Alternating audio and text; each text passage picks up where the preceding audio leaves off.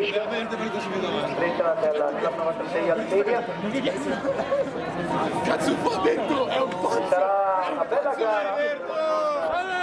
Mac e il nostro Francesco Fernici della Frison, il più volte campione italiano degli 800 e magari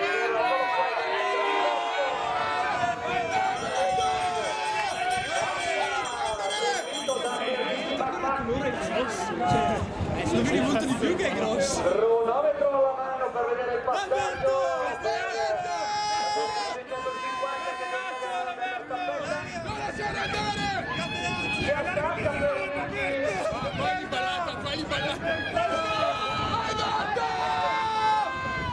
Si sposta Pivotto, 200 metri finali, Fernici davanti, Mac a qualche metro